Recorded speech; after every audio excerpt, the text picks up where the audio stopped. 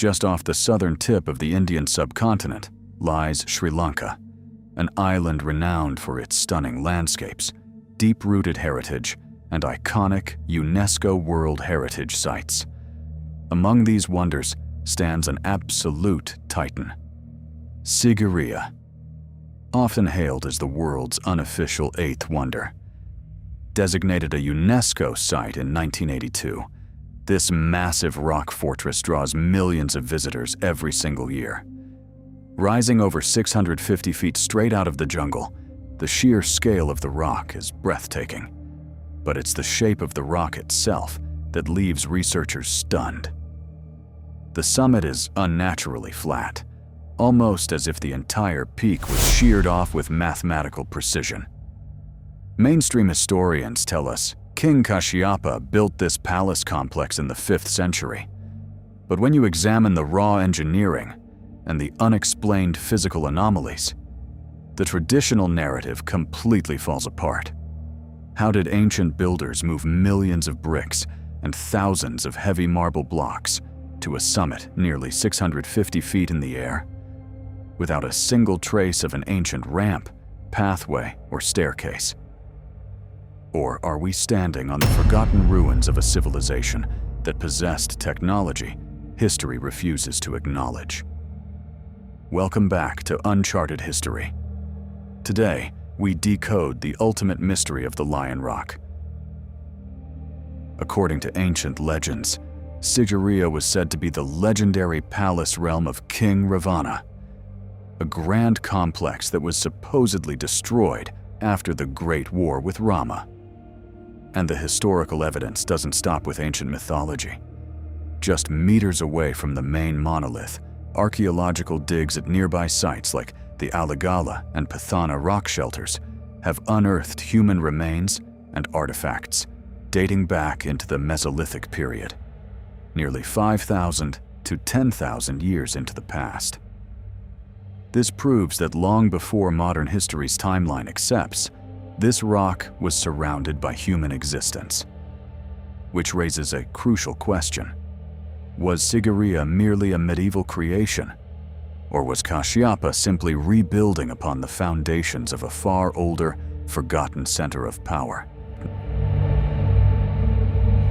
To truly grasp the Sigiriya mystery, you first have to look at the sheer numbers.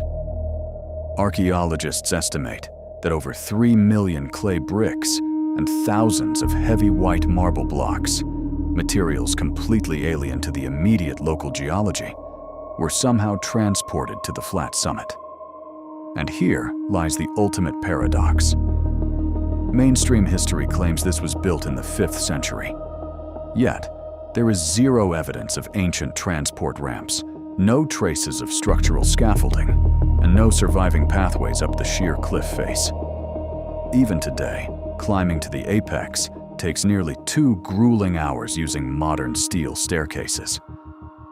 So how did ancient builders move thousands of tons of high-density materials through dense, unforgiving jungle and lift them hundreds of feet into the air without modern machinery or a clear physical path? The mystery deepens when you look at the apex of the rock. Carved directly into solid granite is a giant reservoir measuring roughly 90 feet long. To create this single tank, ancient stonemasons had to remove over 3,500 tons of solid granite, one of the hardest natural materials on Earth. Yet, when researchers inspect the rock surface, traditional chisel marks are noticeably absent. Instead, you find long, smooth, scoop-like impressions, markings eerily similar to those found at megalithic sites in Egypt and Peru. Even more astounding is the water system itself. Think about this. How did ancient engineers push thousands of gallons of water 650 feet straight up into the air to the summit of an isolated rock mountain, without electricity, mechanical pumps, or modern pressurized piping? Even during Sri Lanka's most extreme dry seasons, this high-altitude reservoir never runs dry. And below, the underground hydraulic fountains still spring to life and function to this very day. How could a 5th century society design a self-sustaining hydraulic network that still outperforms modern infrastructure centuries later? Was this sheer primitive ingenuity? Or are we looking at the remnants of an advanced technology history has forgotten?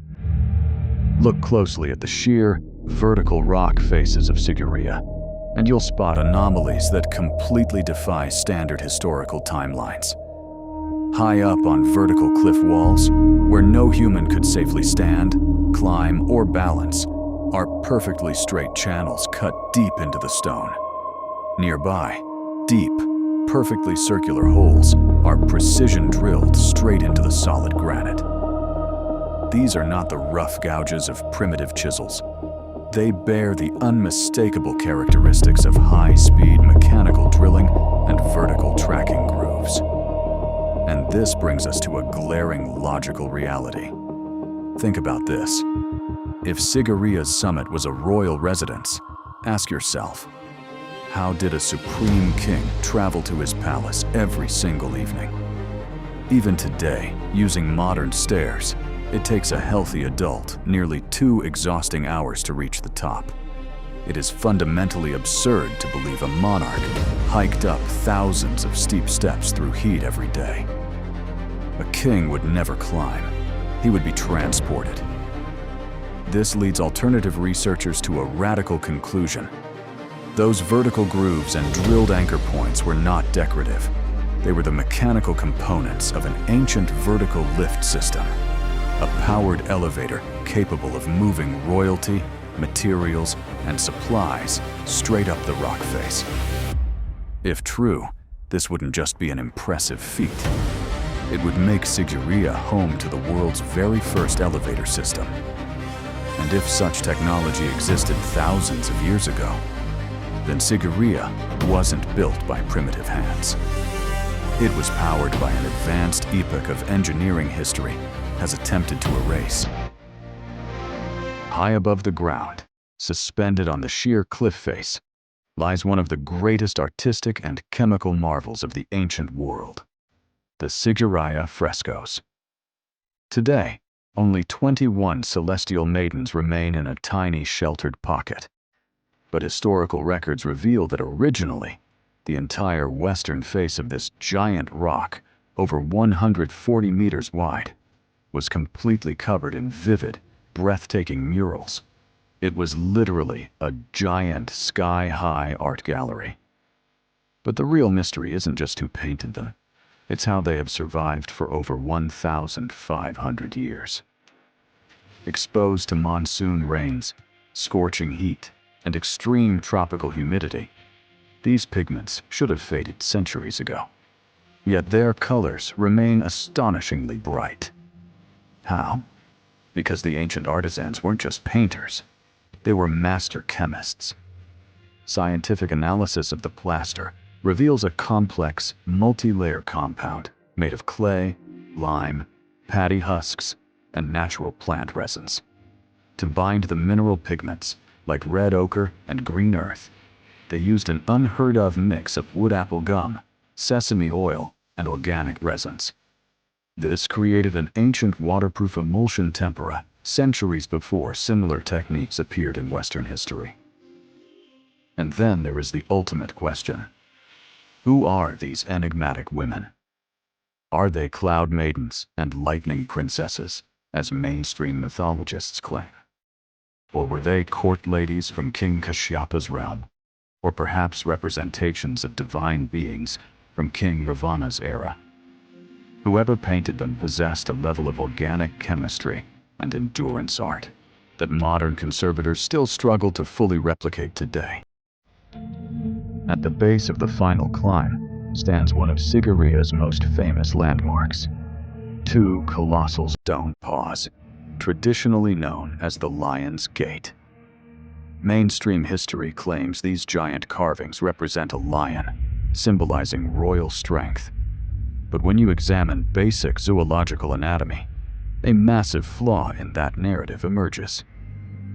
A real lion, like almost all big cats, possesses 4 primary forward-facing claws. Yet, Look closely at the giant stone paws at Sigiriya. They clearly feature only 3 prominent, heavy claws. This is not a careless mistake by master sculptors who carved solid rock with millimeter precision. This was a deliberate choice. So if these aren't the paws of a lion, what are they?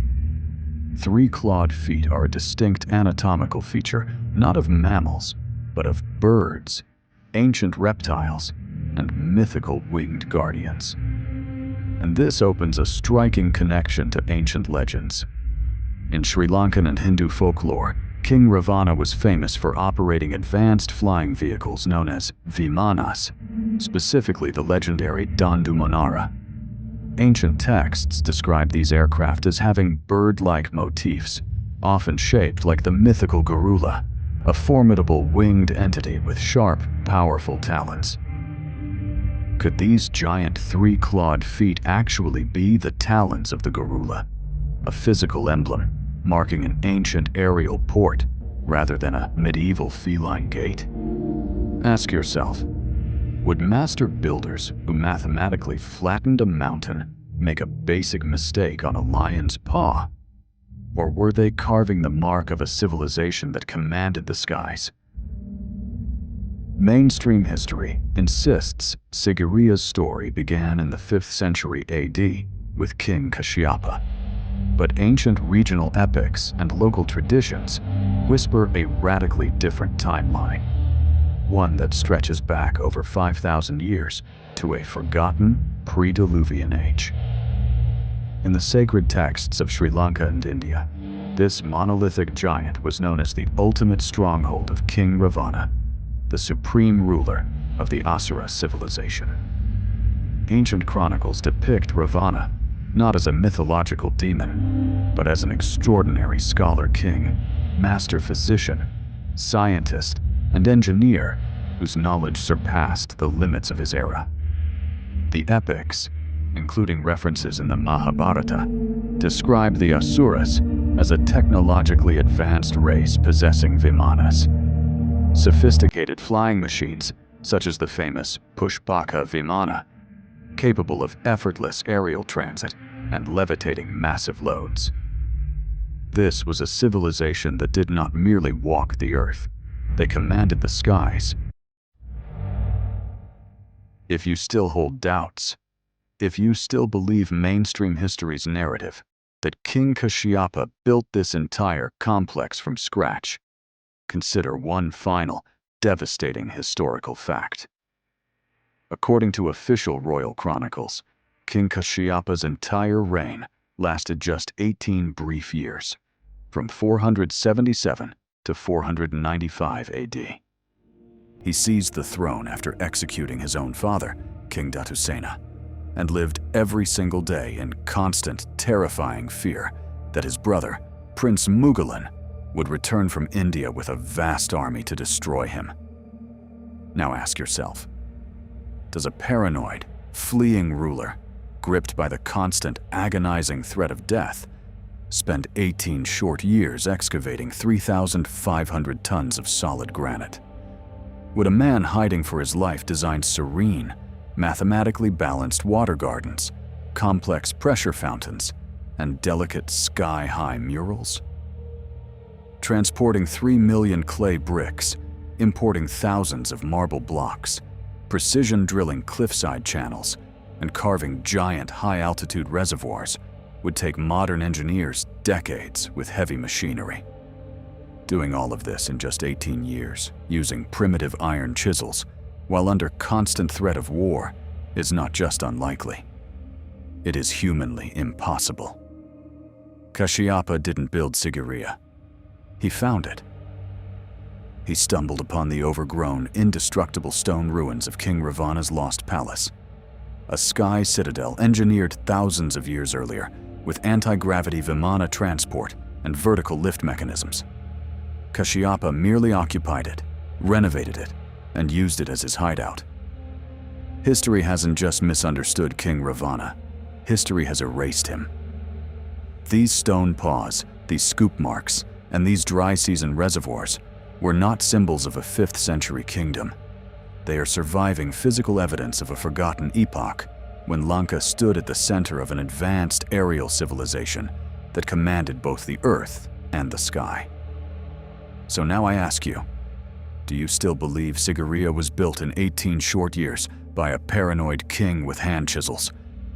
Or are we standing on the majestic ruins of King Ravana's lost empire?